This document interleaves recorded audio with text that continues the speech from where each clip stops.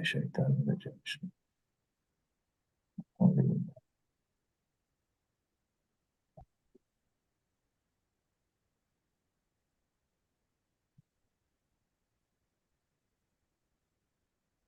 Ya Allah, Ya Rahman, Ya Rahim, we ask you for your beneficial knowledge, wholesome provision and deeds that are accepted.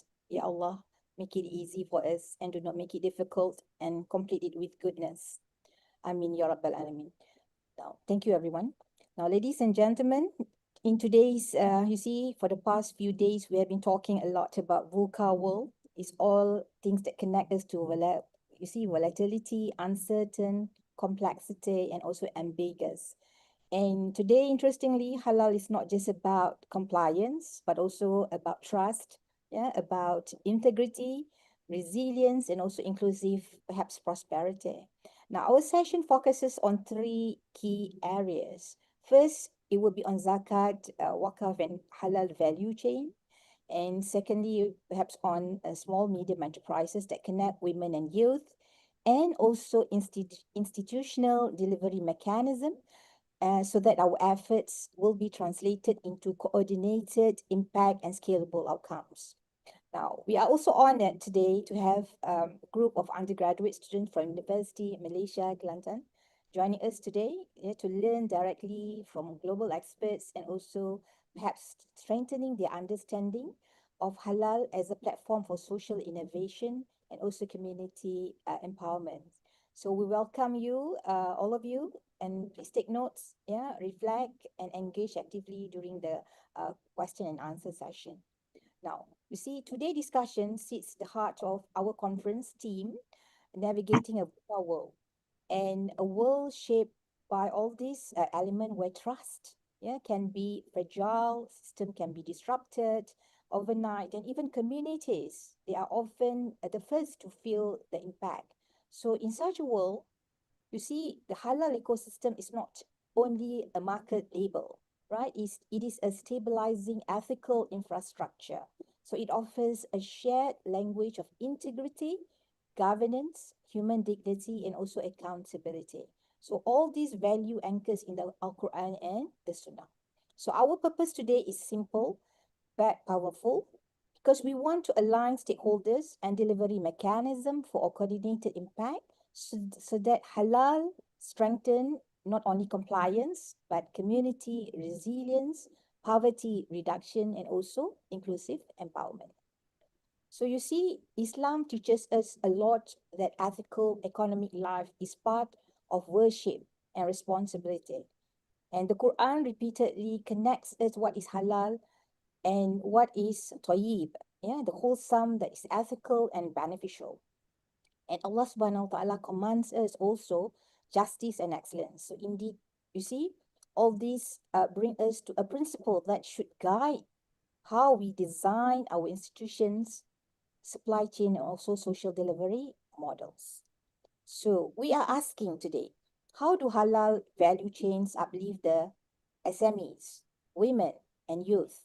How do we integrate zakat, wakaf, and halal systems to empower so that it becomes scalable and not an ad hoc one? And also, what institutional models can ensure integrity, transparency, and measurable community outcomes? And perhaps, you see, I would like to go ahead on the first speaker. That would be Associate Professor Dr. Yasmin Hanani, who will be tackling halal-driven approaches to social justice and poverty reduction. And perhaps she will take us beyond the narrow view of the halal, not only as a dietary compliance, but also into a broader ethical framework. So we are expecting a lot of key takeaway to frame her talk later, and perhaps let us welcome her. Over to you, our first speaker. Thank you. Okay, Assalamualaikum warahmatullahi wabarakatuh. Innal hamdalillah nahmadu wa nasta'inu wa nastaghfiruh wa na'udzu billahi min shururi anfusina wa min sayyiati a'malina. May yahdihillahu fala mudilla lahu wa may yudlil fala hadiya lahu wa lan tajida lahu waliyyan mursyida, amma ba'd. First and foremost, thank you very much to the organizer. I do have my presentation, but I have some problem to share my PowerPoint. Could any from the committee to share the PowerPoint or slide with all the audience today? I would like to express also my sincere appreciation, okay, to the organizer, and also special thanks to the respected chairperson, Professor Hajah Raja Suzana, and also our two other speaker, Prof Baharom, and also Mrs. Vildana Džafić. And inshallah, we will be listening to their insightful presentation. So during this blessed month of Ramadan, inshallah, okay, it is actually a time to remind us, actually, it is not only a spiritual purification, but also of compassion, justice, and also social responsibility. It is actually particularly meaningful for us to reflect on how the halal economy can contribute to broader societal well-being. So my presentation today is actually entitled Halal-Driven Approach to Social Justice and also Poverty Reduction. And this study begins actually with a simple question, but yet important: can the halal ecosystem play a role beyond certification and also dietary compliance, as mentioned by Mrs. Chairperson just now, in addressing social injustice and also poverty?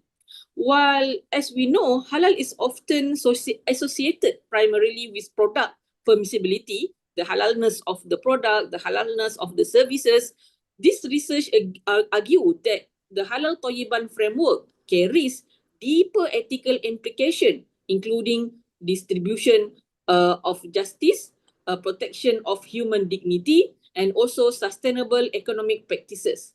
And also through a qualitative analysis of Islamic social finance instrument, particularly Zakat, Waqf, and Sadaqah, okay, this study explore how integrating these principles within the halal industry ecosystem can foster a more inclusive and equitable economic system, inshallah. And the findings suggest the halal-driven initiative can serve not only to ensure pure consumption, but also to empower micro-entrepreneurs, enhance social mobility, and reduce income disparity among marginalized community. As for our presentation today, I also would like to share with you some example from our beloved country Malaysia in certain states such as in Selangor, Kuala Lumpur, and Sabah. And also, as we know, a key paradigm shift, okay, in discussions of the halal economy is the movement beyond viewing halal merely as dietary ingredient toward the broader framework of halal thayyiban. Traditionally, as we know, when Allah mentioned, "O mankind, eat whatever is on earth that is lawful and good, halalan tayyiba." So this verse indicates that Islamic consumption and production must go beyond mere permissibility. So it must include ethical, social, and also environmental responsibility. In contemporary terms, halal may be understood as the minimum compliance standard. Meanwhile, tayyiban represent ethical excellence. A product or service may technically be halal in its ingredient, yet if it is produced through exploitative labor, environmental destruction, or unfair economic practices, it fails the tayyiban aspect. So actually, when we study, we know that studies indicate around 40 or 50% of the world's poorest people live in Muslim majority country. It is actually a very sad fact. And approximately upon 1 in 5 Muslims live in extreme poverty. This reality underscores why the halal economy must move beyond narrow certification frameworks and become a tool for socio-economic transformation. Within the Halal Thayyiban framework, 3 ethical pillars that I will share with you today are particularly relevant for addressing social justice and poverty. First is distributive justice. Islam emphasized that wealth should circulate fairly within social rather than accumulating only among elites. And also second is the protection of human dignity, as Allah mentioned in Al-Quran, Surah 17, Ayah 70, where it implies that economic system must reject exploitative labor condition and ensure fair wages and human working environment. And the third is environmental stewardship. As we know, a practical illustration of this issue can be observed. For example, as we know, the debate issue about global cocoa and coffee industry. While we know that these products are halal in their ingredients, many supply chains involve child labor, severe underpayment of farmer, and exploitative trade structure. Some halal-oriented companies and ethical SME in Southeast Asia have responded by implementing traceable source-to-table supply chain and fair trade practices. This actually a Toyiban element, and it is a Toyiban-based model will ensure transparency and better profit distribution, inshallah. And studies also indicate that such ethical sourcing mechanism can increase farmers' income by 20 to 30%, significantly improving livelihood in producing communities. And also scholars article have also increasingly emphasized the importance of this broader ethical perspective, such as Al-Haran. He argues that the Tayyiban dimension is essential for realizing maqasid Shariah, and also when halal is understood through the lens of halal Tayyibah, it will evolve from a narrow certification mechanism into a holistic ethical economic system. And when we talk about how halal business can contribute to poverty reduction in Malaysia through multiple economic and social channels, such as where it expanding employment, supporting small and medium enterprises, SMEs, and also integrating rural producer into value chains. I witnessed in certain states, like in Sabah, for example, the religious council, they help the micro entrepreneur to build their halal Tayyiban business with trainings and also certificate initiative. And also, first and foremost, the halal industry, we know generous employment opportunities across a wide range of sectors. As we know, there are many sector, food manufacturing, logistics, pharmaceuticals, and we know in Malaysia as well, Malaysia have developed many standards ranging from various halal scheme. And the development of halal industrial park, for example, in many states and also country has attracted both domestic and also foreign investment. As we know, according to Malaysia's Halal Industry Master Plan 2020, the halal sector is expected to contribute significantly to national GDP. And also, the halal economy provide market access for SME, many of which operate in rural and semi-urban areas through government initiative led by agencies such as the Malaysian Halal Development Corporation, Small Business Receive Support, and also Zakat institution, religious council, and also NGOs. And we know that halal supply chain integrate farmers and rural products into higher value markets. For example, halal food manufacturer often source raw materials such as poultry, livestock, palm oil, and agricultural products from local farmers. When these products become part of halal certified supply chain, they gain more stable demand. They gain more stable demand and better pricing for their products. The halal economic also promotes ethical and inclusive economic practices aligned with the Islamic principle of fairness and justice that will encourage business to ensure fair wages, ethical sourcing by emphasizing equitable distribution of benefit across the supply chain. And the Malaysia broader halal ecosystem, supported by policy framework such as the Halal Industry Master Plan and national development strategies, encourage the innovation, entrepreneurship, and international trade. We know that halal business reduce not only poverty, not only in Malaysia, but in any other country as well by creating jobs, empowering SMEs, strengthening rural supply chains, promoting ethical economic practices, and expanding, inshallah, access to global markets.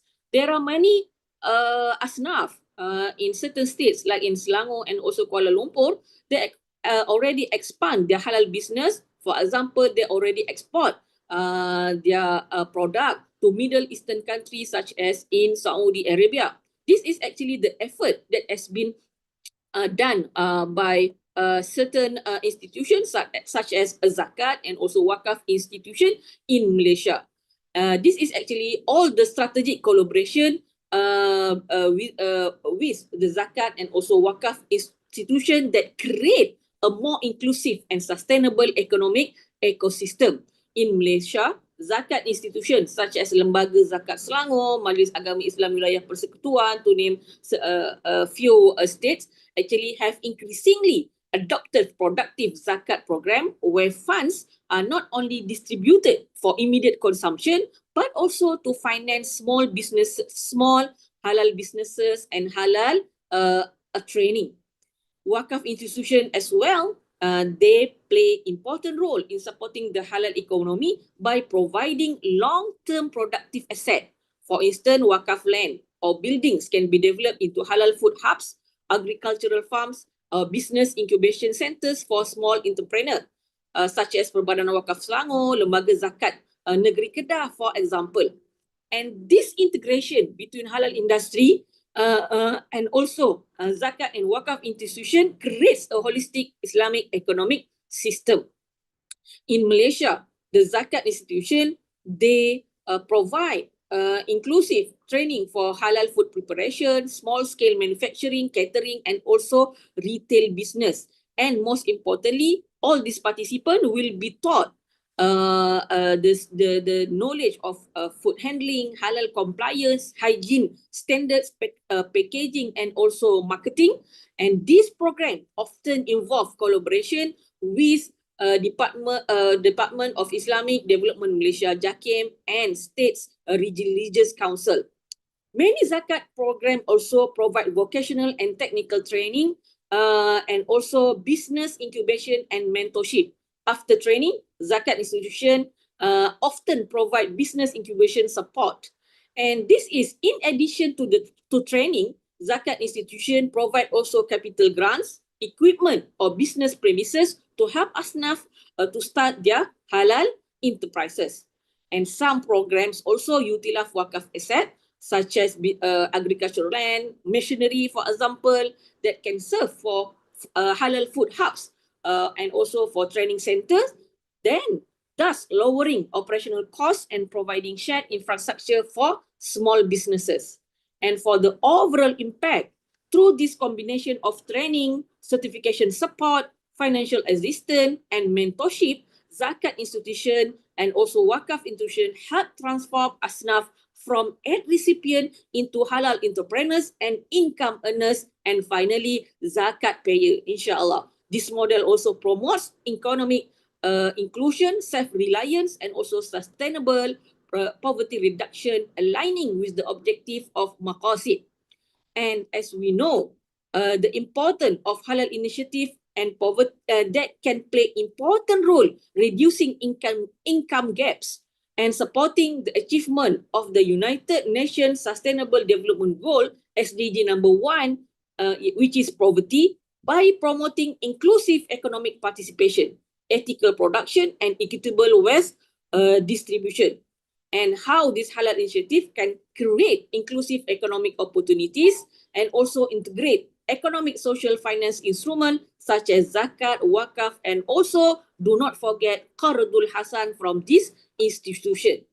And as we know, overall by combining all these ethical governance, financial inclusion, fair trade practices, and sustainable development practices, halal initiative can contribute significantly to reduce income inequality and advancing SDG number 1, which is no poverty.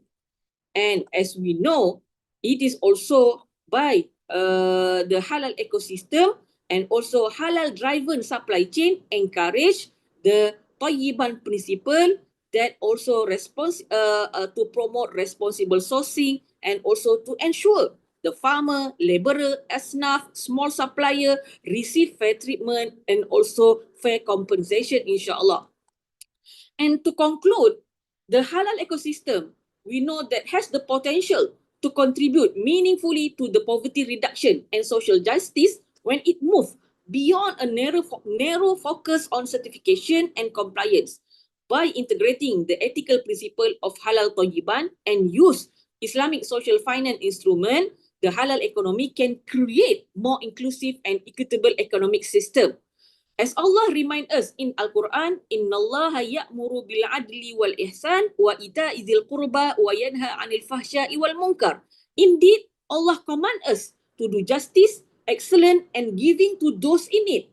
This verse actually reminds us that economic and development in Islam must always be guided by justice, compassion, and social responsibility. The halal economy, therefore, should serve not only markets, but also humanity, inshallah. With that, I end my presentation. Assalamualaikum warahmatullahi wabarakatuh.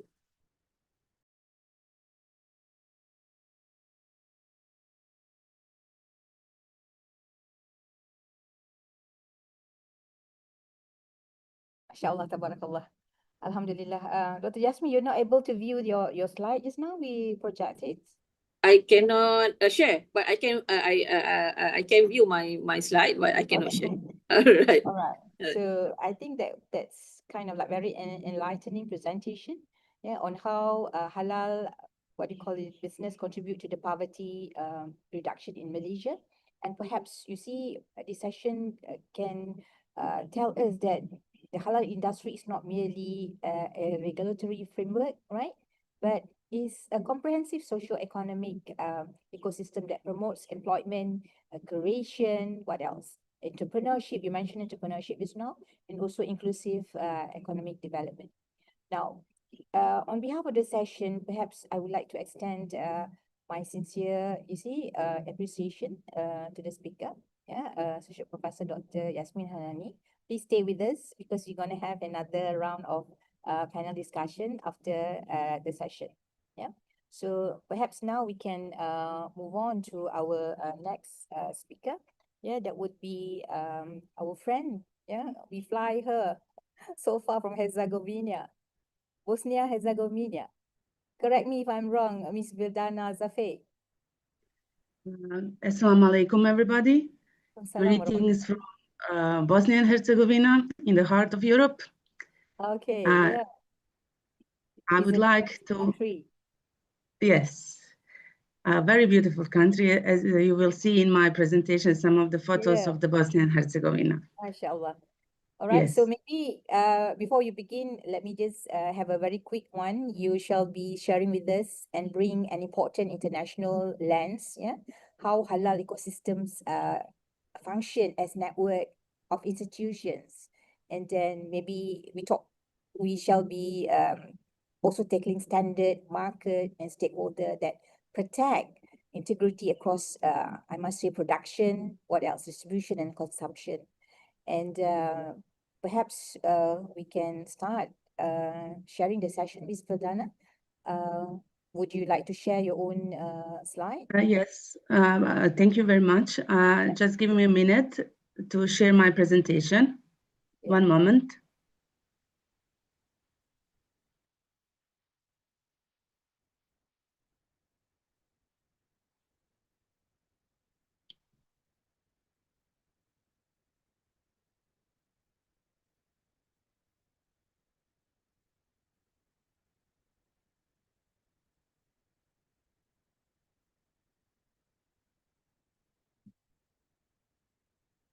Can you see my presentation? Is my voice clear enough? Very well. You are audible. Good. Thank you very much. Once again, I would like to take opportunity to express my appreciations to organizations and the people who support this important conference, and also to my colleagues today that we are presenting this important subject. My presentation will be mostly on the examples of Bosnia and Herzegovina and how Bosnian women actually navigate through this very VUCA world. So I will start. So my presentation is empowerment through halal ecosystems.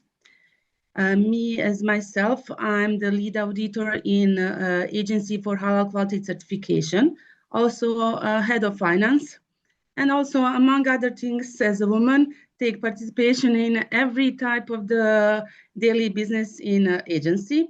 But also, I am the person who actually went through the similar entrepreneurship by my own company and startups in Bosnia after the war. So in the world where we are living right now, as you can see, among the situation happening right now with Muslim countries, we actually live in the VUCA world today, in the violent uncertainty and complexity, and also a lot of the, should I say, black swan happening.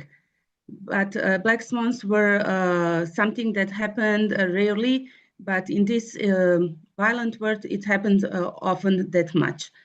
So the halal ecosystem we use represent a network of all institutions, standard markets, and stakeholders that ensure halal integrity across the production, distribution, and consumption. Why integrity matters? In this violent world, it is very important to have ethical production systems that support transparent governance. Also, every person, every stakeholders that is included in the supply chain have to show responsibility toward the production and also toward the governance. But at least most important also is to protect the consumers. As a part of the certification body that provide halal certificate, it is very important for our Muslim consumers to have halal food and halal products and services, but also all through this, our service to support empowering the producers, mainly the vulnerable groups and youth. So halal principles inherit and promote ethical economical behavior among all of us. So from the table to the, from the landfill to the table, including all the stakeholders. But what I mainly want to talk about in halal is actually human capital, because everything else during this violent and volatile environment can be lost, actually. But if the human capital is strengthened enough through different types of the support, like entrepreneurship, knowledge transfer, institutional capacity, and employment opportunity, you can have and rebuild again from the start if you have right people to start with renewal of anything that's been destroyed. So in my presentation, I want to make emphasis on the economic and social empowerment through the halal markets that support inclusive economic development and provide opportunity for vulnerable groups, including women and small rural producers. Because maybe some of you know, but our beautiful country, as you can see in this slide, that represents some of the main beautiful sites from Bosnia and Herzegovina, actually went through the war in 1995. So the land was pretty much destroyed. We lost a lot of the population, mainly men. So during this and after the war, there was a big responsibility on the Bosnian women to start and rebuilding the economy. So I would like to use this opportunity to tell you the story of brave women of Bosnia and Herzegovina that actually took participation in the economy through halal ecosystem.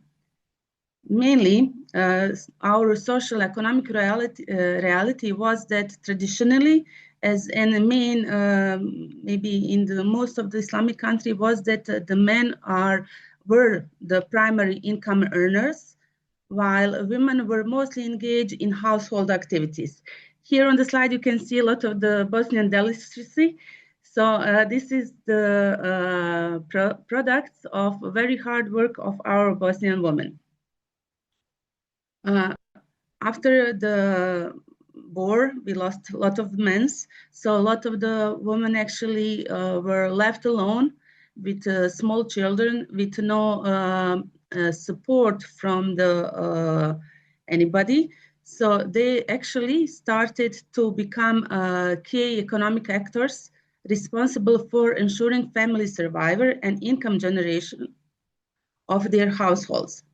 So not just to sit and put our hands in our laps, we actually took action and start with small businesses, start with small different types of the production.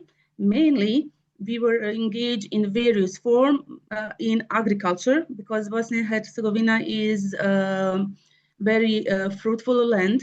So we have everything God gave us, every natural resource that we can use, but also gave us enough smart to use those resources. So we worked in agriculture, in livestock farming, beekeeping, fishing, and handicrafts.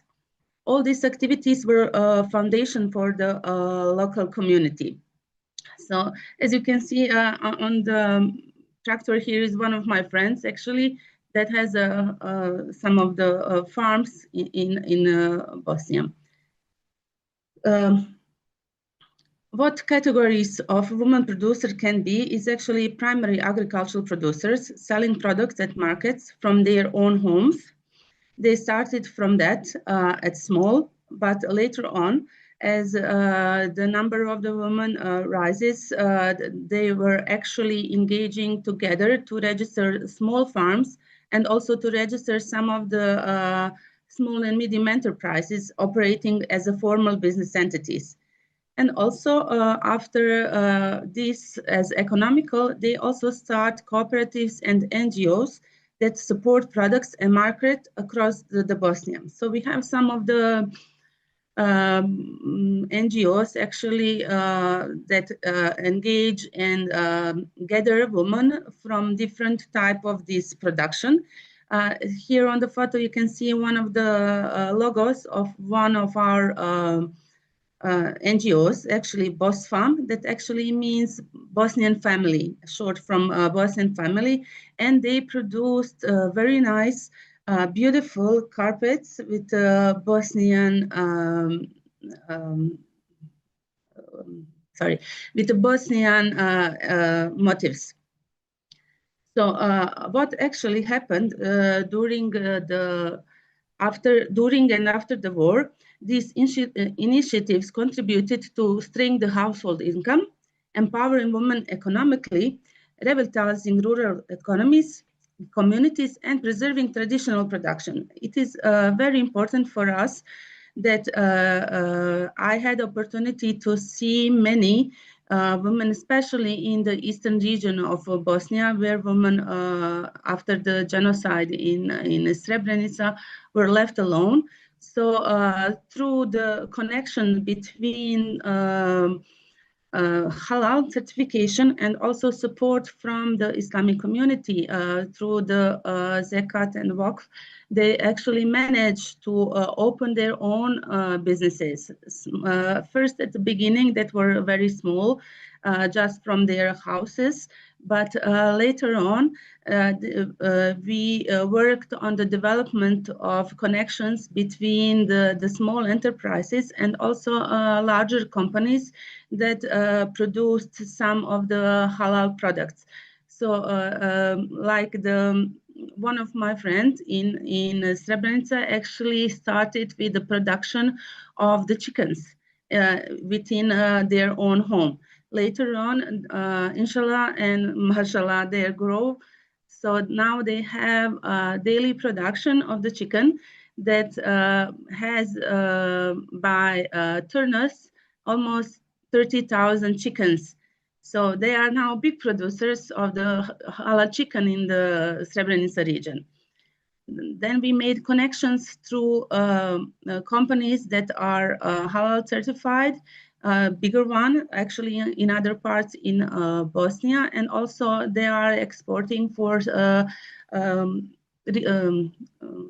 neighboring countries. So they managed to become actually the big stakeholder in the halal production.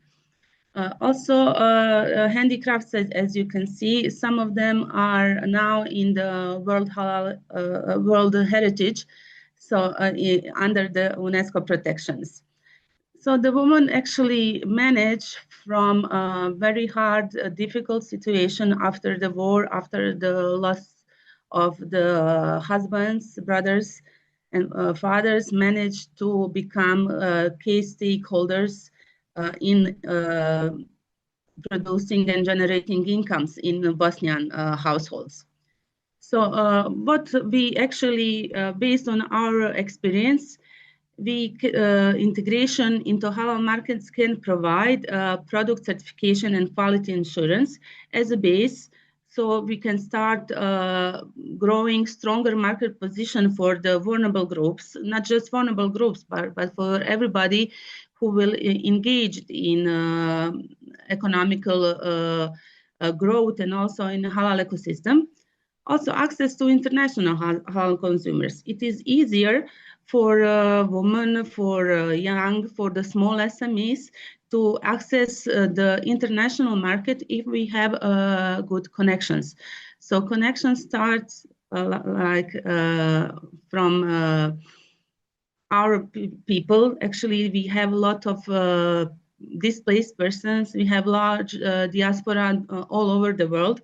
And also our Bosnian people are very famous for making good connections, friendships with all the nations. So we started to access the international halal consumers through the accreditation of our certification body.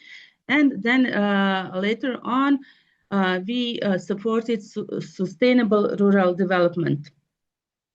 What we learned through governance and development, the case on the Bosnian women demonstrates that resilience of the communities is very important. Even being through all these hardship, they managed to start the business, they managed to keep their families, they managed to keep ethically good families. So it is very important to empower human capital, not just the women and vulnerable groups, but also the human capital can increase all other issues that come to their lap. Also, the transformative role of the woman in economic recovery. So, woman power. We use it here in Bosnia a lot. So we can use our natural resources that actually been partially destroyed in Bosnia. So we use it in the correct way, so we don't overuse it and later on do not have this blessing that God gave us. So we are also encouraging to invest in the economical and environment issues also. So what is important, maybe after these 6 to 7 days of this conference that are my previous colleagues in previous days and also Dr. Yasmin told us, is actually that we need to develop halal infrastructure so we can contribute through the halal ecosystem to sustainable development, social stability, and also strengthening human capital. So, as a conclusion for my presentation today, empowering people is the most powerful force in uncertain times. And the halal ecosystem therefore represents not just a market framework, but also a platform for the development and social resistance and inclusive economical growth. So this is for me for today. These are my contacts, and thank you very much for listening. So I am available for the questions later on the panel discussions. Thank you. Back to you, Raya. Thank you very much, mashallah. So a lot of things that we can learn from Bosnia Herzegovina, right? Because I think Yes. your last slide was actually captivating me in terms of how, you know, halal infrastructure can contribute to sustainable development. Yeah, not alone about those, but social stability and also maybe strengthening the human capital, right? So maybe Yes. the idea is to come up, because we will be proposing a lot of infrastructure development for this mechanism. Maybe we can plan to start building the trust system, isn't it? Yes. And your good model in developing the halal ready human capital, yeah, that is actually where ethics and skills need to be grown. And maybe later on the panel discussion session, a lot more we can ask, yeah, about all these perspective. Thank you very Thank you much. very much. I'll be Yeah, happy to answer the questions. Thank you. yeah, mashallah. Thank you, Miss Vildana Zafiq. All right, let us move on here to our third speaker. We would like to welcome Professor Dr. Baharom from INCEIF University, and perhaps he will focus on why many countries are now prioritizing integration, about how we connect Zakat and Waqf with halal value chain, so that empowerment, you see, can become more systematic, more institutionalized, and also scalable. So with the topic integrating Waqf, Zakat, and halal system for social impact, Professor Dr. Baharom, we would like to welcome you to the floor. Thank you, Madam Chairman. Assalamualaikum warahmatullahi wabarakatuh, Madam Yang Mulia Prof Raja. Ramadan Kareem to all the participants. Alhamdulillah, we have a very healthy participant level today. So inshallah, we will try to share some knowledge here. Might be slightly different looking at it. You know, whenever we talk about halal, I've been, alhamdulillah, been privileged to be involved in quite a number of forums, conferences internationally in Turkey as well as over here. Most of the time when we talk about halal, people are so centered around the technicalities. You know, people are so centered about, are the chicken slaughtered? If it's slaughtered, you know, do you follow the technicalities and so on? But I think it's about high time for us to look at it as an ecosystem. You know, we look at it as the whole spectrum, and we look at it from the A right to the Z. When we say A to Z, same like what my good colleagues have presented earlier, Associate Professor Yasmin as well as Madam Vildana just now. It's about the whole ecosystem, right from the financing, you talk about the social protection, the takaful, and so on. You pay the right salary, you pay the adequate salary, you pay the salary on time, you do not have any gender bias, you do not endanger the environment, and so on.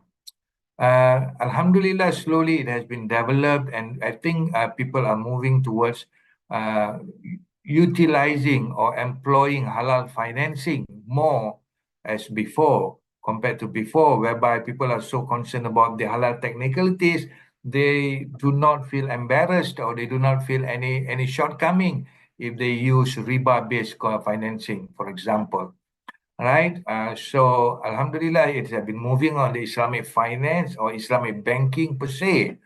But there are many more opportunities for us to explore, and I would like to open up another avenue today, how we can integrate Islamic social finance, especially we talk about zakat and waqf into the halal system. And when we say that, you know, at the moment it's more on a siloed, you know, halal works on its own, zakat works on its own, waqf works on its own, and how the integration of all these pillars can actually create a multiplier effect to maximize the social impact. At the end of the day, we want to empower. We want to empower the halal. We want to empower the Muslims. We want to empower the Muslim countries and so on, right? Okay. So if you look into it, let us see for the convergence of all this.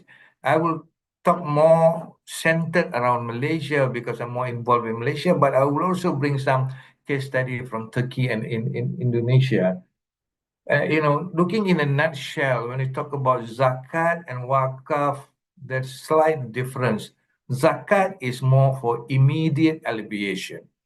It's for immediate alleviation, emergency cases where it fulfills the urgent societal needs. And definitely it will reduce poverty and it will reduce income inequality and it will redistribute the wealth from those who have surplus to those who are in needs. And most of the time, Zakat will focus on the basic needs, the shelter, and we're talking about healthcare and so on. On the other hand, when you talk about Waqf, it is about perpetual endowment. This creates a sustainable impact and community development. Waqf, while traditionally, when you talk about those days, when people say Waqf, the straight thing that comes into their mind is school. The straight things that comes into their mind is graveyard or mausoleum. But now people are more open-minded. People knows that the potential of Waqf is great, much greater than that, right? And when you talk about halal ecosystem, we talk about ethical ecosystem. And now people don't talk about halal as a standalone. People always talk about it halal and tayyib, so there's much beyond that. And when we talk about halal, it's all about fair trade. It's about value chain. It's about the ethical ecosystem and how this halal as an ethical ecosystem, it ensures the ethical commerce and a clean. This is where the tayyib part comes in, trustworthy value chain for all. And when you talk about the potential of this Malaysia as a synergistic leadership for all this, and the global potential is no more we're talking about billions, we're talking about trillions of USD. And how, if we possible for us to all work together, I'm talking about those people in the Islamic social finance sector, Islamic finance sector, halal sector, and how we can sit down together and how we can help complement each other. We are not in a competition. We are in complementary mode to help each other. Okay. So, if you look at some of the data and statistics, at least in this part of the world, right? Selangor is the biggest state. So you look at some of the key statistics. Malaysia have been ranked #1 in the Global Islamic Economic Indicator for 10 consecutive years. The halal industry contributed about 118.2 billion, which is about almost 8% of the GDP in Q3 2025. There are 1,525 registered exporters and 14 halal parks. And this shows the maturity of the infrastructure that we are having in Malaysia. And remember, halal is not about food alone. Halal it encompasses pharmaceutical, cosmetics, logistics, tourism, and so on. On the other hand, if you looked into the second pillar here, which is the Zakat, and Selangor Zakat alone collects about 3.6 billion ringgit, that is a single state. So imagine the amount of potential that Zakat has to help to complement around. And when you talk about corporate Waqf impact, the National Waqf Blueprint in 2020, it had 100 million generated annually by the corporate models. And it has been benefiting more than 5,000 individuals in terms of health, small and medium enterprises, micro and nano enterprises, and so on. Okay, so if we look into the integration model, we can summarize it into the 4ER model. I would say we call it economic rescue, economic recovery, economic reinforcement, and economic resilience.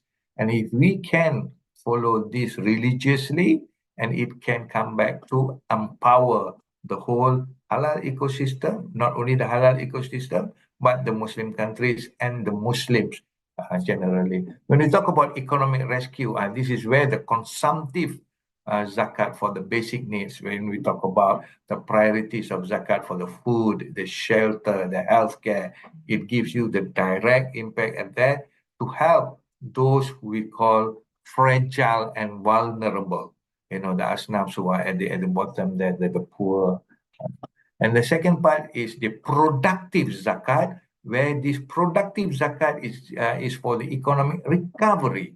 And a productive zakat is like skills training, micro capital, and so on. So this is where I say the planning has to be done together with those people in power for the halal ecosystem, works together with the zakat authorities, designing, delivering, executing, training, and focusing micro capital to empower the halal ecosystem. And after all, these are monies that come from Muslims and intended to help the Muslims. So in a nutshell, it should be able to help the halal. So how it can be used. And for the reinforcement, the economic reinforcement, and this is where the bigger chunk of the capital that we're talking about is from, which can come from the Waqf. So Waqf funded business expansion and market access to enable more growth. And of course, finally, what we call after we build up this reinforcement is the economic resilience in order to have a sustainable growth for the whole halal system. And the key, and it has been proven many times, when we are doing an integrated model, the multiplier effect would be much higher. In fact, you know, it normally demonstrates 12% faster welfare improvement towards this integration. And of course, when we talk about universally, when you want to talk about to other countries, the best metrics would be the sustainable development goals. So if we talk about how we, while integrating all this, we can work towards eliminating poverty, how we could provide the quality education, how we could make sure the decent workplace, as well as reduce inequalities. This is how we could measure the impact. And once we measure the impact, we can then report the impact, and we can even simulate what if there's an increase of a contribution from zakat or an injection from Waqf. So it will be much more transparent, and it will enhance the integrity of these Islamic social finance institutions as well. And then this is where we would move much more swifter. Yeah. So let us take some case study, a private case study from Malaysia, one of the well-known Waqf organization, the Johor Corporation's Corporate Waqf. They are the pioneering corporate Waqf in Malaysia.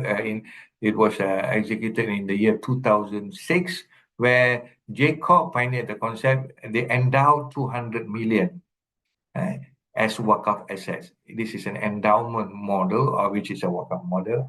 So what are the key social initiatives? The key social initiatives are to serve the underprivileged via the hemodialysis centers, as well as affordable supermarkets. And the job creation from this, there were 650 plus jobs that were created through these Waqf funded projects.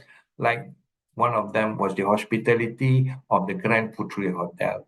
And this asset is managed by professional using corporate governance principles. And if you could see clearly, over 100 million annually generated for social initiatives, over 100 million annually generated for benefiting 5,000 individuals. Yeah.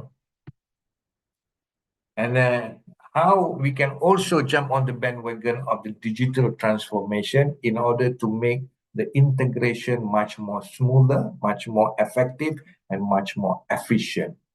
If this Islamic social finance as well as the halal ecosystem could integrate together by enabled by the digital transformation, it will increase the transparency and the efficiency. Things like we are talking about blockchain or AI frameworks, which definitely improve the effectiveness and efficiency, as well as the integrity and the transparency. the real-time beneficiary profiling. This will encourage more people to join on the bandwagon. More people would be encouraged to give their zakat. You see, currently what happens is people are reluctant because they could not see the results. Okay, they could not see the results. So if you can show to them how that money is being utilized, I'm pretty sure that it will encourage, and this will definitely reduce the transaction cost. And if you see that there is a huge demographic shift because of this digital transformation, where 30% of Waqf contributors are in fact under the age of 35. You know, I'm pretty sure most of us will know that Waqf is a very traditional instrument, and most of the time people will remember Waqf when their time is almost up. When they retire, they want to prepare for the hereafter, and they think that, you know, they need to do some good so that they can have a better hereafter. Then they will start thinking about donating land, donating wealth, and so on. But currently, this is what the demographic shift and that has been happening. There are more younger people, and it has definitely enhanced the institutional trust and credibility. Okay, and if you see the fintech for zakat, the salary reduction increased by 50%.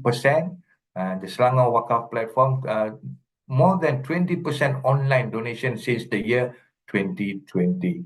As for the beneficiary, and this is from the contributors, for the beneficiary, the mobile apps such as the food bank, stock and checks and digital vouchers definitely. And if you look at the Waqf Hasanah, the blockchain for the grant disbursement have been used.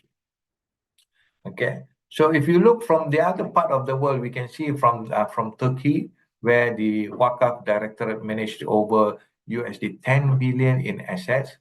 There are corporate Waqf linked to Sukuk financing, where this is where we call the blended part of the financing from the Islamic social finance, Waqf, as well as the capital market from Waqf, as well as the financing product from the bank. So it is high time now where we don't talk about working in silo, but we talk about how we can work together, complement each other.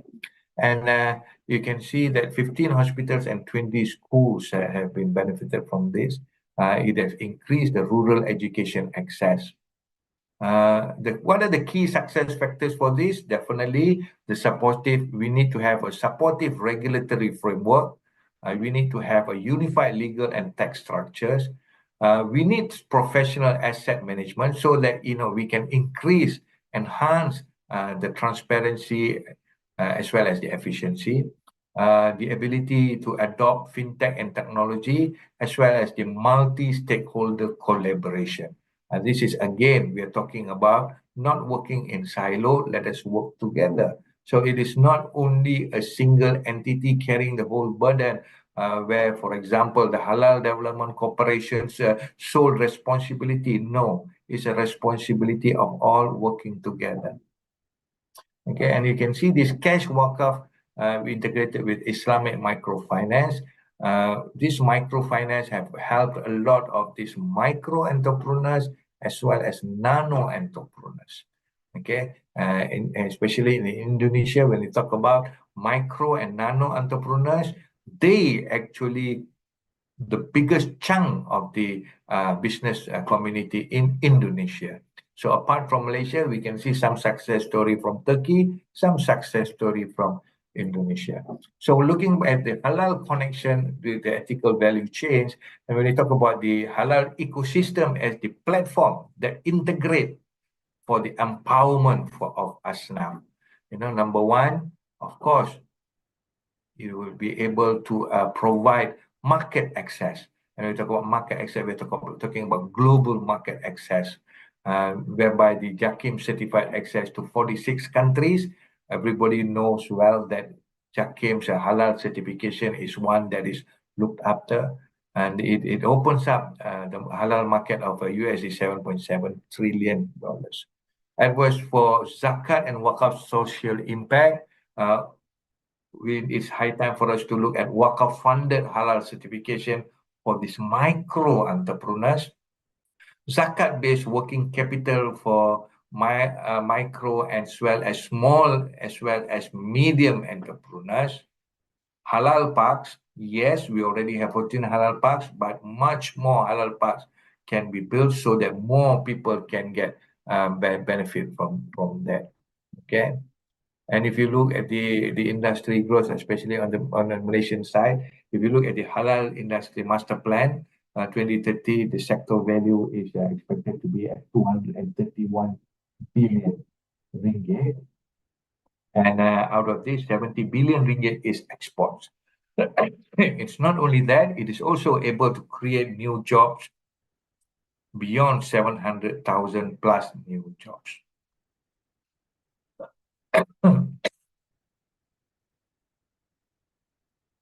So when we say way forward, when we say for how do we move from here, what needs to be done, definitely we are talking about policy framework. We need to establish unified regulatory framework. This is not only within the country, yeah. It is within the country as well as beyond the country. I'm talking about we need established unified regulatory framework within Malaysia. That's number one. Then we need to look beyond that, ASEAN region. What's more, we are the chairman of ASEAN. Then beyond that, all OIC countries. This is where we need to work together and everybody prosper and everybody is empowered. Enable cross-instrument collaboration, blended between Zakat, Waqf, Sadaqah, or whatever you're talking about, banking, capital market, and so on. And we need to have a mandated standardized impact measurement so that everybody can speak the same language. Everybody can understand the measurement and so on. Number two, we need to have the institutional modernization. We need to accelerate digital adoption. It has been shown the more you embrace digital transformation, digital adoption, the better it is. We need to develop professional asset management capabilities. We need to have a interdisciplinary collaboration between economists, between finance, between market experts, and so on. And we need to have an integrated distribution platform for aid and investment. Three, we're talking about halal industry engagement. We need to establish Asnaf Entrepreneur Support Program, provide certification, waive the fee, which can be and be tackled by the money from Zakat, integrate the social finance beneficiary into the global supply chain. And finally, when we talk about global and future impact, leverage on global platforms such as World Zakat Waqf Forum or platforms like this conference, which is organized by the organizers. Inshallah, we should be able to accelerate much more. So with that, Madam Chairperson Yang Mulia Prof. Raja, I end my presentation. Assalamualaikum warahmatullahi wabarakatuh. Waalaikumsalam warahmatullahi wabarakatuh. MashaAllah. That was really beautiful, catchy.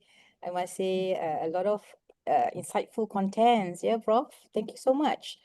So I must maybe have a very quick summary of what you have gathered today. Yeah, perhaps there is a connection to scale.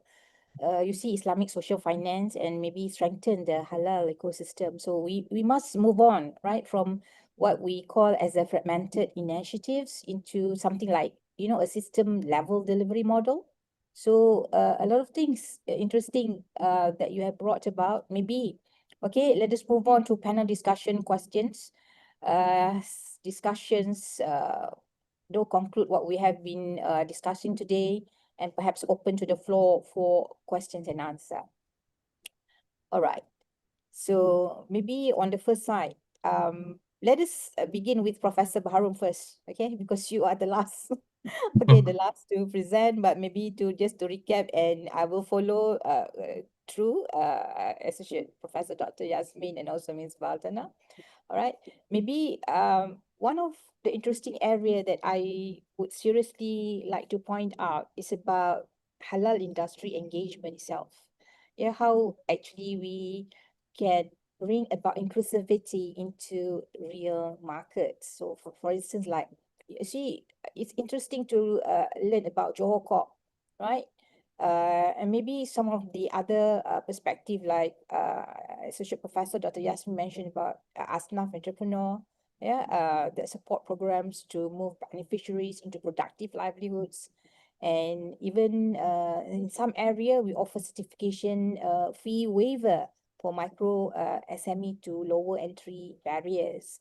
So in this perspective, how can perhaps we bring about an ecosystem, halal ecosystem, sort of like a future-ready development engine? Yeah, maybe you see, we don't want them to go to the old school, believing that halal is meant for just like slaughtering or whatsoever. But we need to get it to be grounded in governance so that we can strengthen, maybe through digital modernization. We have industry integration, and we scale through global collaboration. So maybe, Prof. Baharom, you have a lot of exposure and experience. How can that impact be measured, multiplied, and sustained, perhaps? Okay, thank you, Prof. Raja. First of all, that's a deep question. Currently, what do we have here is a bit fragmented. You have we have to criticize for us to move forward, right?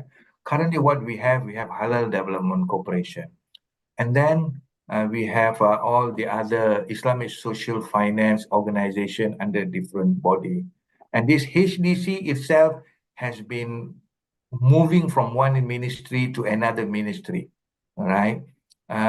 Although sometimes they do come together under JAKIM, but still their aspiration, their focus is not the same. They are not having the same dream. You see, while HDC's dream is about focusing on halal, sometimes they are a bit skewed towards the bigger conglomerates. So those who are getting benefit is just the big giant companies who is sometimes riding on the halal branding to maximize their profit. While the Zakat Islamic Social Finance Institution, they have a short term, just to help these people come out of poverty without it sustainable. So this is where I say, if, after all, both are coming under the same minister, which is the religious minister. So he needs to have an umbrella body which needs to look at it as the whole spectrum, looking at it together. Although you have halal industry master plan, I'm pretty sure, take this as a constructive criticism. In the halal industry master plan, they talk very almost minimal or almost in absentia talking about Islamic social finance and how we can complement each other. They look at it as halal financing is a separate thing. A halal trade is a separate thing. So this is where I say the multiplier effect when we talk about you need to have a concerted effort. How when you talk to a zakat authority, any lembaga zakat negeri, they should have a plan of their own how their initiative is going to help the halal industry. How their, for example, either the consumptive or the productive part is going to complement the zakat for the halal. For example, when they talk about funding a Asnaf entrepreneur, they should already be looking at it as a few phases. Okay, first you need to be maybe a nano entrepreneur, but I'm going to ensure that your human capacity will be increased. This is where we are also providing for you to learn, to train. As well, we are going to give you market access. So there needs to be a proper plan until the global access. And this is where one part of it, the Zakat Authority can help, or the Islamic Social Finance Institution help, and then the HDC looks at it and say, okay, once you cross number 2, we will come in and help you. So this is where we need to look at it. We are not criticizing just for the sake of criticizing, but we are just criticizing for the sake of empowering and moving together. Like I said, literacy is very important. We need to literate people, the business people, and we need to literate the zakat payees, zakat recipients, all we need to literate. And we need to say that, look, whatever return we get is a return that will be enjoyed by the whole every stakeholders. It's not only the asnaf, which is, once imagine they are able to come out, they will be helping us.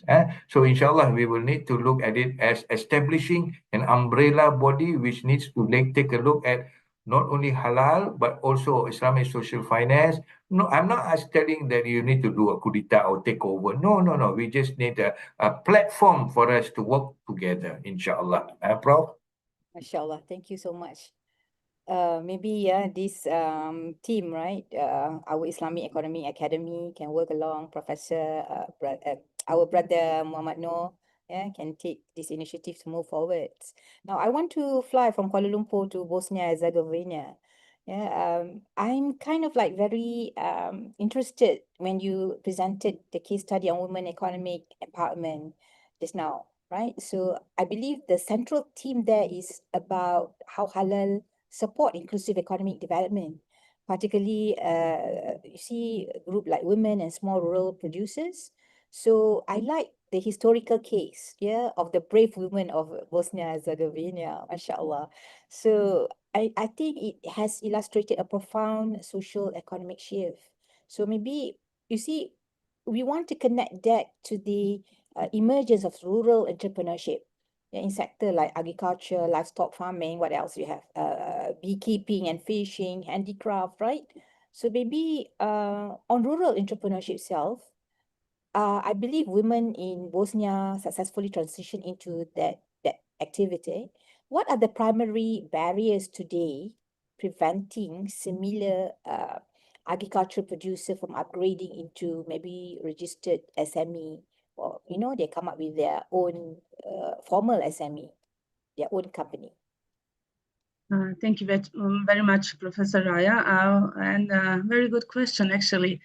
Having in mind that Bosnia is in Europe, so we are not Islamic country. We have other obstacles to face in Europe. So mainly we started from the small steps, actually starting with establishing the certification body that helped through the Islamic community, as a part of the Islamic community, helped first with standardization, and later on started with registration of the small SMEs for the people, especially vulnerable groups, women actually in the area that were struck by the war. So actually all the initiatives started from the women themselves. They started small. Now with connections between the big companies, now they are becoming larger businesses, and it is easier when you have also governmental support from the Islamic community, and through all these connections, there is a synergy to help them to start bigger ones. As I mentioned, like this friend of mine, they started small from the small chicken hut from their own home. Now they have a big production. So they are suppliers now for the 2 or 3 main poultry producers in Bosnia. What is important also, so they will have a complete support from us, also from the Islamic community, from the government, so they can develop, to learn, to educate themselves. But they are still not, as Professor Baharom said, it is not under the one higher body, or it is not under the government. So this all support comes from the different sides. So maybe our effort can be synergized together to work on development of the small enterprises to become bigger stakeholders in all halal ecosystem. Yeah, interesting. Now, just on a quick one, maybe I'll take this opportunity to bring about the cooperative model. You see, the cooperative model maybe can bring about the NGOs and cooperatives like Boss Farm. You know, they can play their key role in empowering the Bosnian women. So how can the global Islamic economy better fund, maybe replicate these cooperative models in maybe other developing nations? We must not be afraid to start small. So with God help, inshallah, all the should I say, our good deeds are measured by our good intentions. So when we start with like the start to just to find the word, for our family, with good intention, we can rose to bigger one companies. So our ladies in Bosnia have good resilience, had the strength, and had the will to start small, then to develop their companies.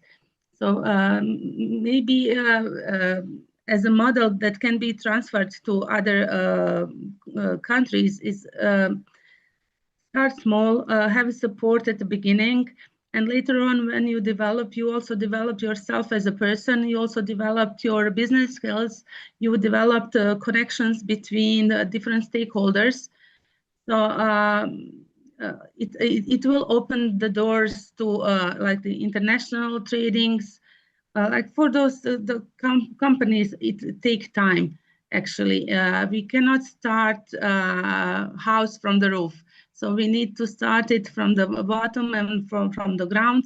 So when you develop your own business and become strong, then you later on can think and increase your business, to increase your supply chain, to increase your buyers and everything. So even those companies now became international exporters, especially to the Middle East countries, because Bosnia is very small, very small market. So we tried to develop good connections through the platforms like this, and also with accreditation bodies. So the products from Bosnia are certified and accredited, so that we can open international markets. Yeah, mashallah.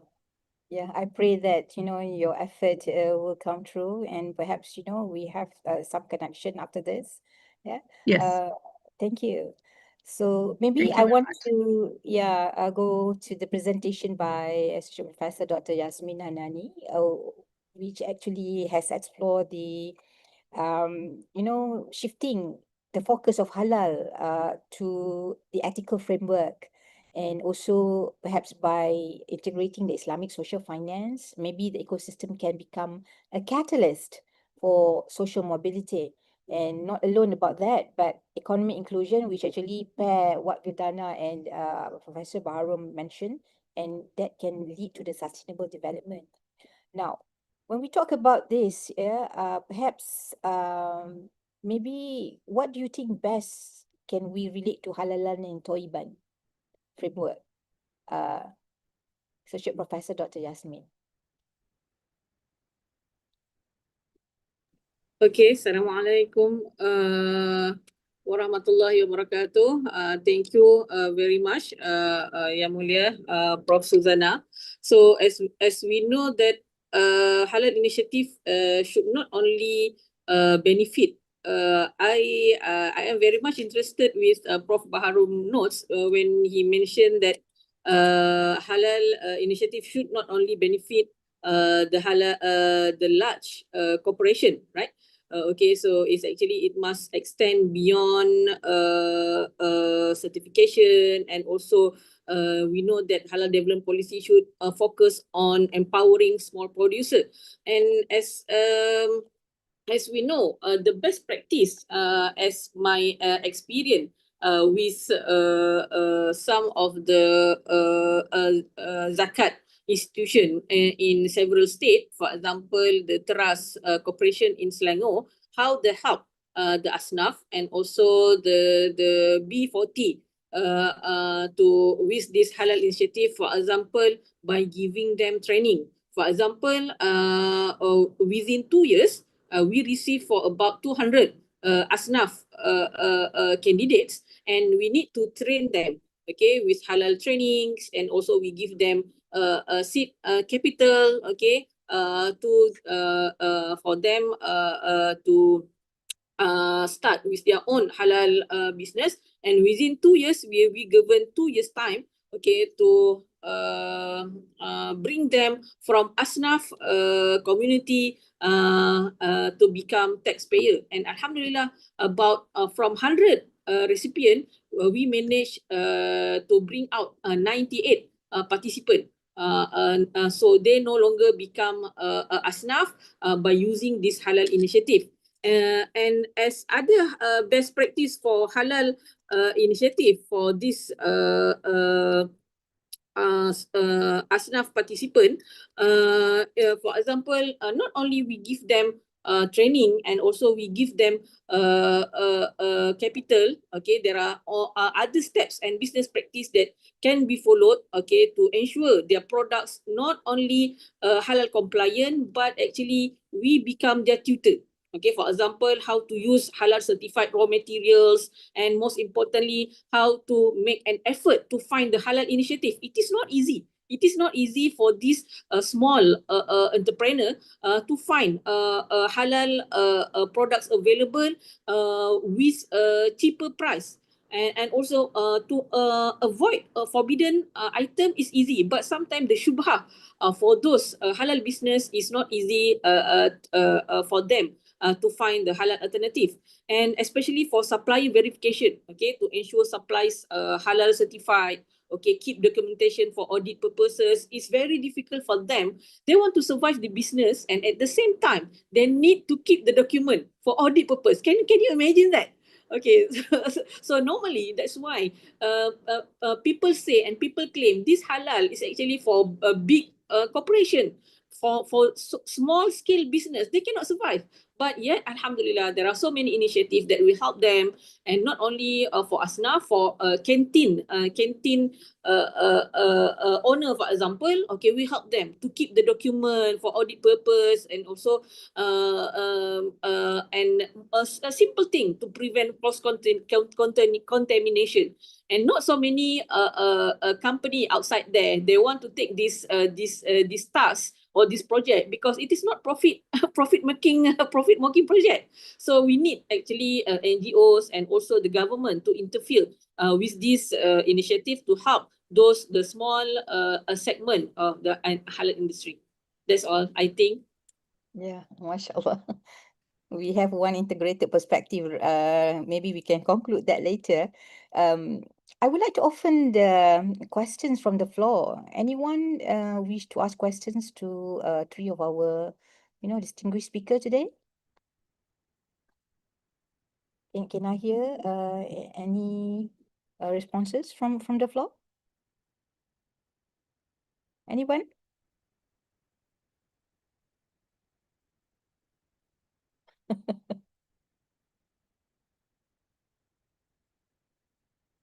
No? There you are. Professor Dr. Baharom, my question is from Ashraf Ahmad. What institutional delivery model would you recommend for a country aiming to scale halal-based empowerment for SME, women, and youth? Okay. Yeah, thank I you. hope I get the question right. He was talking about institutional model. I'm not sure what he meant by Institutional delivery model. Okay. Maybe So I think you are framing it that good in your presentation just now. Maybe just to recap that. Yeah. okay, maybe inshallah. So I think this is where I said we need a platform, a platform or a umbrella setup that can bring all this together and look at the aspirations and visions of each of the institutions, that they are intertwined between them. For example, like I said, you have the Zakat Authority, you have the Halal Development Corporation, you have MITI, and so on, right? But you need to have an umbrella body, maybe sitting under the religious minister or Jakim, that looking at it as a wholesome. You have Jauhar. I'm pretty sure those researchers, mostly from the Malaysian side, we know that we when it comes to Islamic social finance, we are very territorial, where it is very state-centric. It comes under the ruler of the state. That is a fact. But nothing stops us from collaborating and joining together.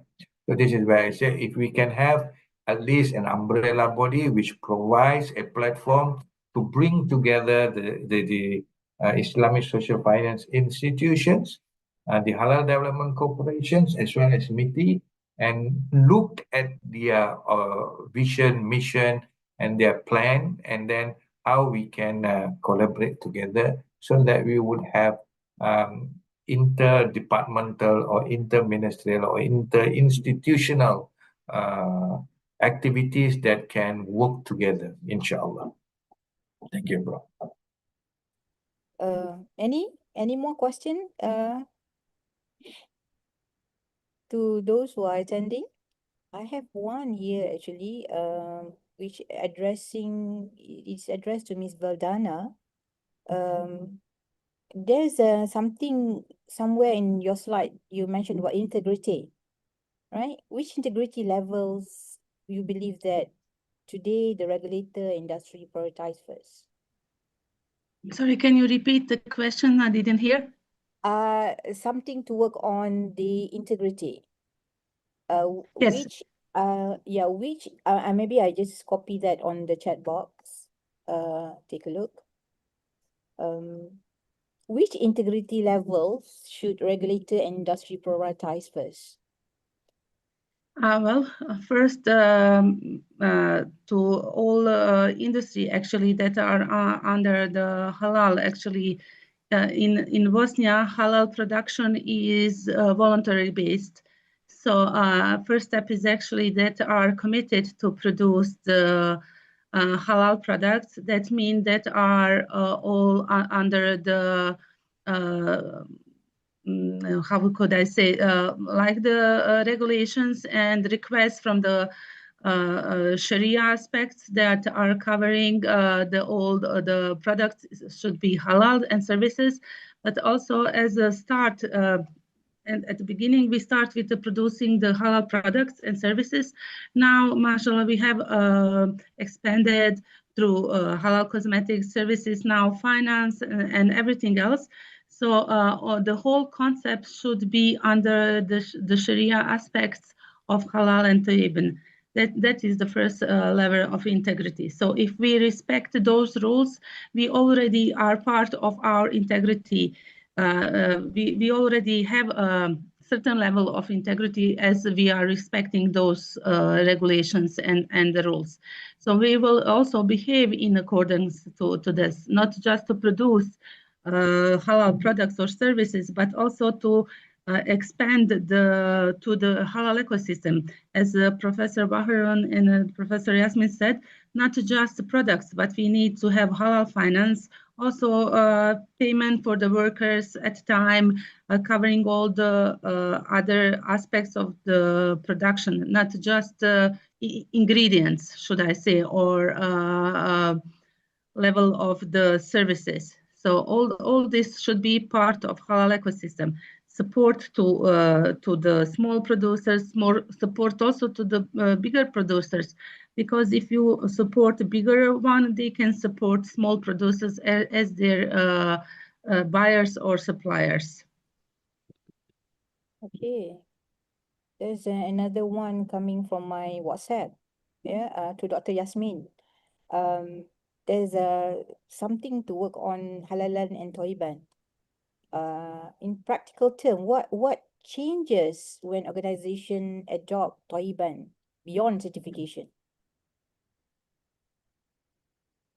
Okay, thank you for the question. What changes, okay, that a company or a corporation or business can do beyond certification? It is actually, when we mention halal and tayyib, it must go beyond certification, okay? Because how do you look after your staff or worker, for example? Although you get a halal certificate, okay, for your products and for your services, but for example, the customer, no, not your customer, not only your customer, your staff, okay, underpaid, okay, overworked. So it is not tayyib, from the labor perspective.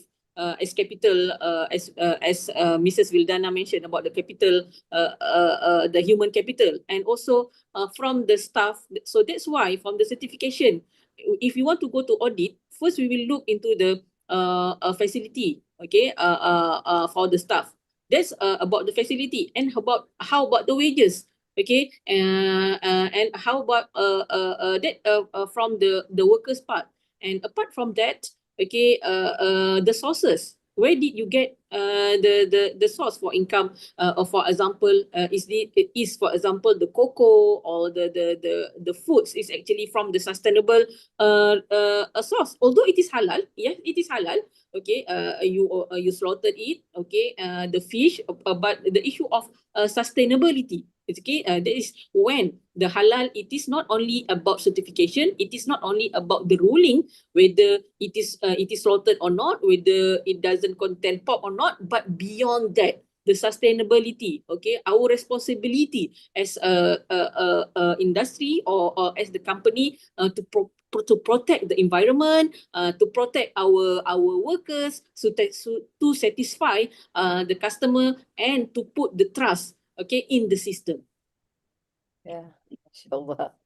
Okay, there's two more questions for you, Dr. Yasmin, and next Wow, two. for Baharom, yeah. How can zakat and waqf be integrated into halal value chain without creating dependency? And also, what is the stronger poverty reduction mechanism within the halal ecosystem? Maybe take a time to take a look into the question. So I will take the first question, or Prof. Baharom first. I will take the halal supply both chain. of you can, anyone can offer solution to the Okay. question. I think Prof. Baharom is the best person to answer about the Waqf. Okay, and I'll answer the halal chain. How, okay, integrating zakat into the halal supply chain is actually a smart way, okay, to align business operation with Islamic social responsibility.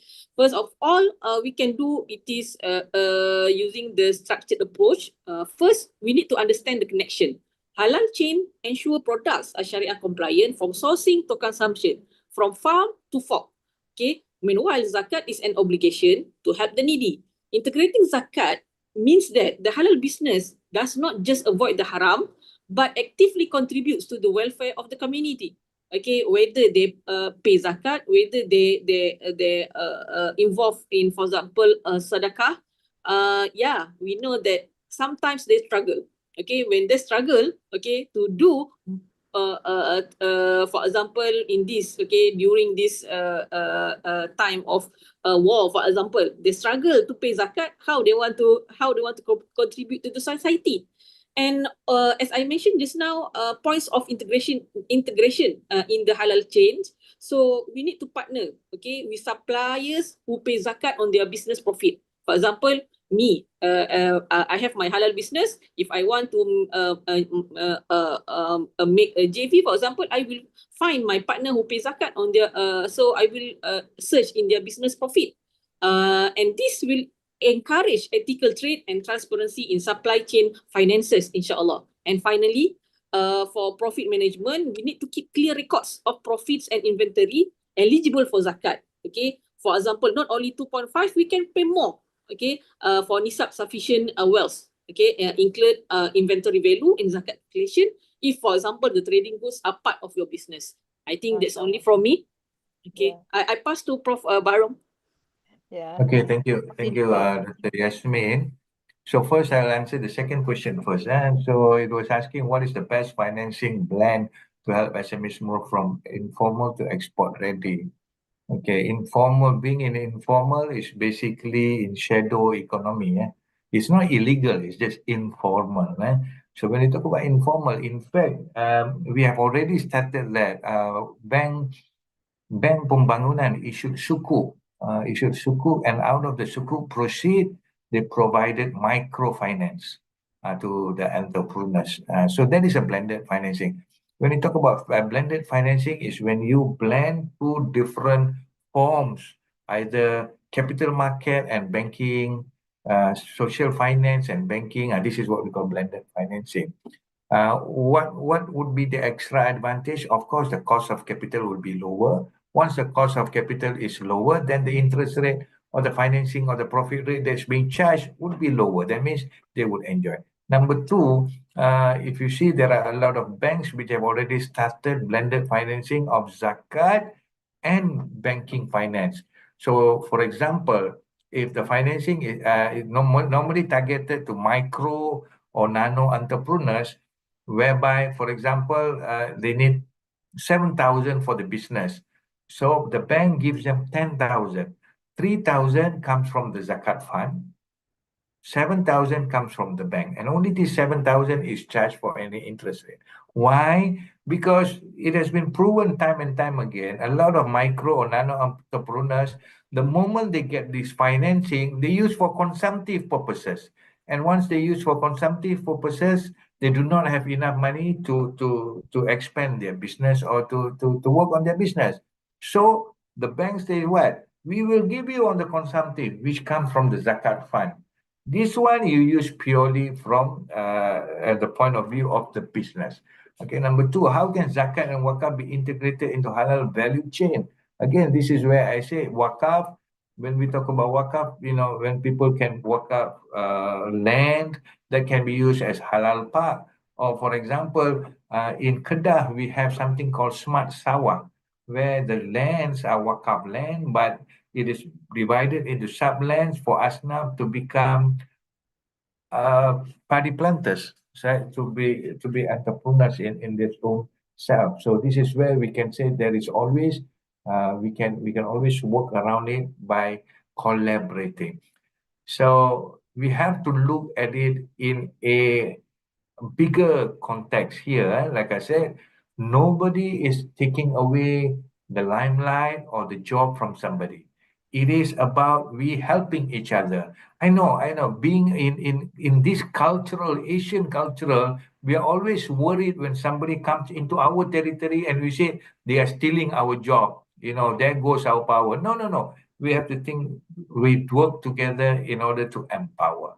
Again, like I said, we need to sit down, all of us, researchers, consultants, advisors, academicians, needs to sit down together, come up with a master plan and how all this can help. And please come up with a measurement so that you can measure. Most of the time, we come up with a great blueprint, but then, you do not know whether it's successful or not. And by the time you realize, it's too late. Why we do not have a proper measurement? We have showed just now, SDG measurement is there, Maqasid measurement is there. So let us measure, report, and then take action. Measure, report, and take action slowly, inshallah. If I may, Prof, do you think we don't have that nature of a measurement at this juncture? No? We do have, but like I said, Don't have again, an it is integrated one, right? Yeah. not have integrated one. No, we do not have integrated one. Let's plan for a long-term research grant project. Yeah, Ken, we need to Yeah. look at interdisciplinary, take in Islamic social finance, And Islamic finance. AI, Yeah, AI possibility.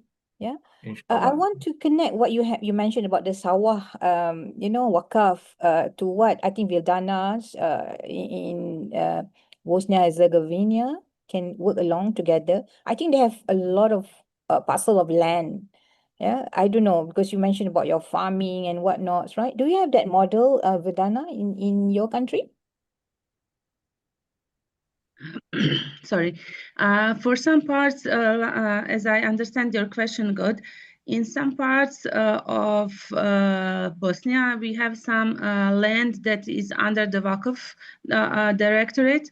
So that part of the land is leased to the small entrepreneurs to start their farming, and also some of them is used like for the production of the cranberries, blueberries in the north part of the Bosnia. Also, now they are as I'm aware of, engaging in using those land to start with solar power plants in the area where the land is not that much fertile.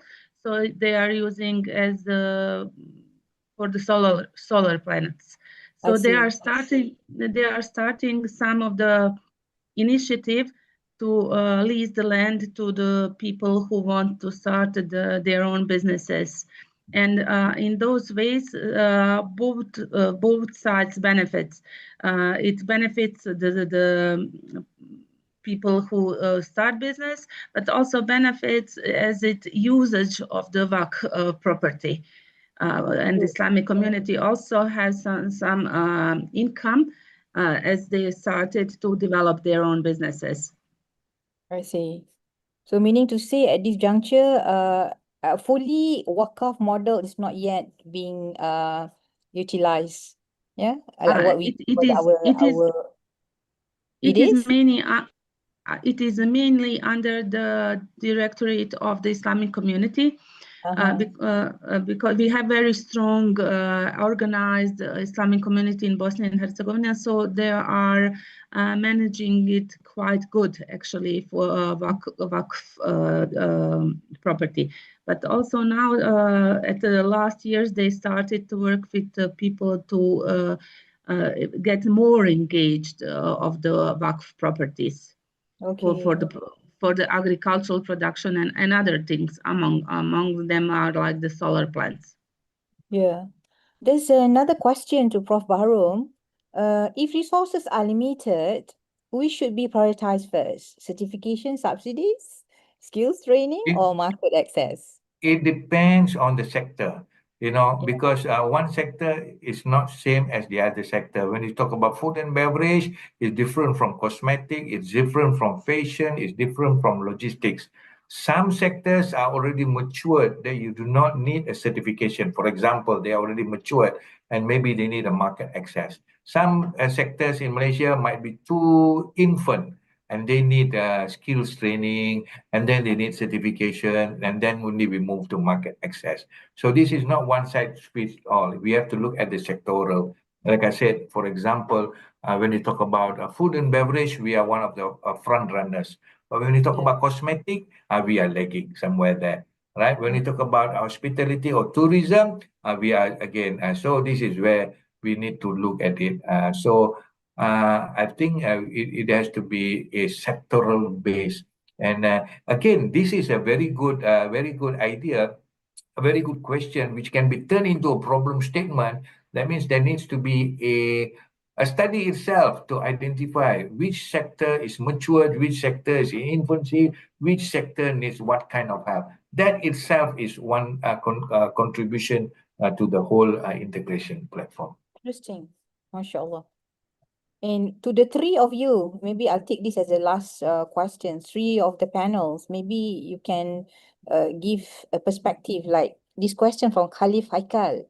Yeah, how is microcredit to SME halal, such as in Bangladesh, where small entrepreneur pay them regularly? How does that appear to be halal? How is microcredit to SME halal?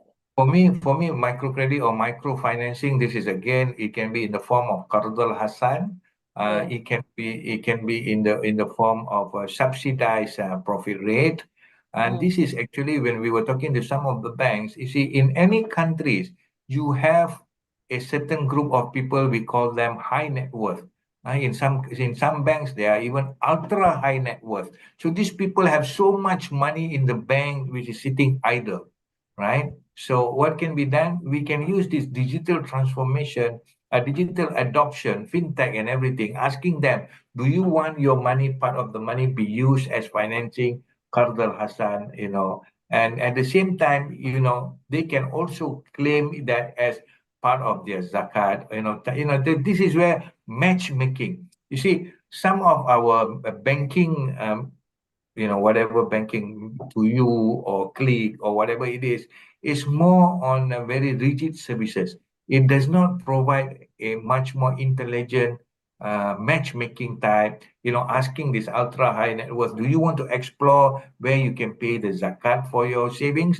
Do you want to explore where you can Waqf some of it? Do you want to explore where you can use some of it? And so this is the type of thing we need to look forward to. So if this can be helped, so you already have this ultra high net worth. I've worked with some of the banks. I know it's huge amount of money which is just sitting idle, which can be used to put across as a assistance to those who are in need. So it's like the people helping the people. From it's like the clients working, helping the clients. So the banks become the facilitator here. From the traditional bank, where bank is the intermediary between surplus and deficit unit, banks now also play a role as a matchmaker. They don't be the intermediary as an intermediary, but more providing. So we have to look at what's more now. You have AI and everything. So the ultra high net worth, they can have the credit rating or whatever what they want to do, inshallah. We should be thinking out of the box. Mashallah. That was beautiful response, yeah. So perhaps we can have a very quick summary of what we have discussed today. Yeah, maybe one integrated perspective is all about, to me, I believe, yeah, what I can compile is about values, which can actually goes to the trust system and also a scalable delivery. So today, ladies and gentlemen, yeah, the three speakers form a complete framework, I must say, because we start with the purpose, we start with the why. Yeah, halal as a halalan toiban to uphold justice and also reduce poverty. And number two, we build the system perhaps on answering how. Yeah, because the halal ecosystem as trustworthy infrastructure, maybe in this VUCA world, about governance, integrity, and capacity building, and also scale the impact where we try to expose with what we can do. So we integrate Zakat and Waqf with halal value chains supported by digital platforms, supported by professional asset management, also measurable outcomes. So in conclusion, today, I believe, you see, we have able to demonstrate that inclusive halal ecosystem can be a powerful model of coordinated impact. Though it is not exactly integrated as it is today, perhaps one of these days we can bring about all ethical purposes that help to drive our action. Yeah, and then it can become a practical pathway to our communities, empowered women and youth, and also sustainable rural development. And before we end our session today, perhaps on a very quick one, we have about close to 3. Just now, actually, we have almost 200 participants on a very quick one. Can we have a quick shot of maybe, what do you call? Wow, before we do that, there's a statement, I think, a quote from Fuad Imran. Yeah, what he say there. I think it could be interesting to focus on the experience of Waqf in Lebanon, Morocco, Syria. Yeah, inshallah, we shall bring that. We still have another day. Yeah, inshallah, we'll be addressing such. Can we maybe take a very quick snapshot of our participants? If everyone can turn on your camera, just on a quick one to capture our moment. To the rest of our audience, yeah, we also have a lot from YouTube. Yeah, we have more than 200 participants today, the audience who are listening. Can we, students, are you there? On the count of 3, everybody is like maybe tired of fasting. You can't even lift your finger to turn on your camera. Safian, Adib, Nur Aisha, Sophia, Priya. Okay, it's all right. I'm just gonna take a quick snapshot of each of the pages just to capture your presence. Okay. And don't forget, we still have our session tomorrow. Yeah, tomorrow about the future casting and global alignment. We're going to talk about global collaborations and the future of halal. perhaps to also consolidate all the insights into our shared priorities, and we're going to move pathway to whatever best that we can work along, to bring about this framework materialize. So thank you very much for having us with you, and have a good day. Assalamualaikum warahmatullahi ta'ala wabarakatuh. Assalamu warahmatullah. Thank you very much, Prof. Yeah, And welcome. everybody. Thank you, Prof. Baharom, Associate Professor Dr. Yasmin, Ms. Vildana. I hope to Thank you. connect. Yeah, thank you very much. Inshallah. Yeah. Inshallah. Thank you very much for taking time to listen to 4 of us. And we are open for any cooperation. So please welcome to Bosnia. Yeah, inshallah. see you One day soon. I would love to. See you Inshallah. soon then. Yeah, alhamdulillah. Okay, have a good Assalamualaikum. day. Assalamualaikum.